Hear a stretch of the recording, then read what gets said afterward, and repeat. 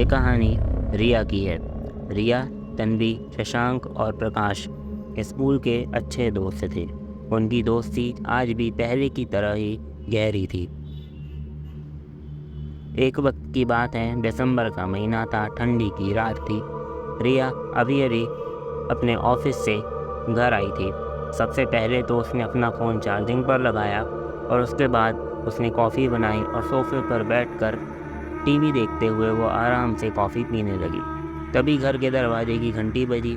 रिया ने सोचा, इतनी ठिठुरती ठंड में रात के 10 बजे कौन आया होगा। खैर, रिया ने दरवाज़ा खोला तो देखा सामने तन्वी खड़ी है। रिया तन्वी को देखकर बहुत खुश हुई और उसे गले लगा लिया। रिया उसका हाथ पकड़कर अंदर ले आई और उसे सोफे पर बैठा दिया।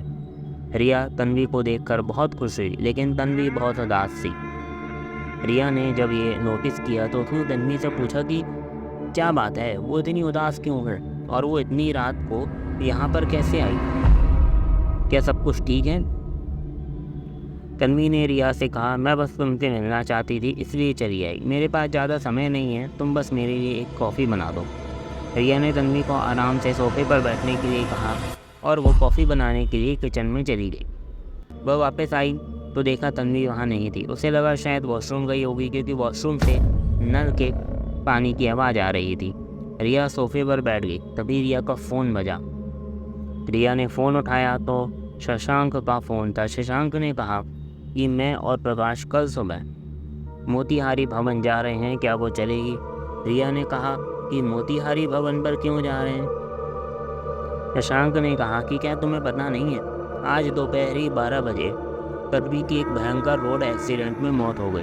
दरअसल हुआ ये था कि तन्वी अपनी कार से कहीं जा रही थी, तभी एक ट्रक वाले ने उसकी कार को जोरदार टक्कर मारी, जिससे वहीं रोड पर ही तन्वी की मौत हो गई।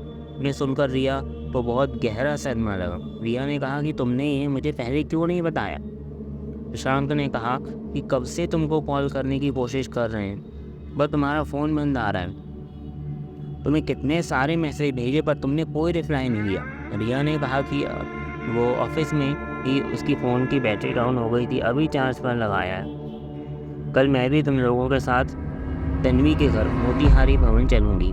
और फ़ोन कट गया। फ़ोन रखते ही वॉशरूम का दरवाज़ा खुलने की आवाज़ आई और वॉशरूम से तन्वी बाहर आई। रिया के तो होश ही उड़ गए, क्योंकि अगर तन्वी दोपहर को ही मर चुकी थी तो फिर ये जो मेरे सामने खड़ी है वो कौन है।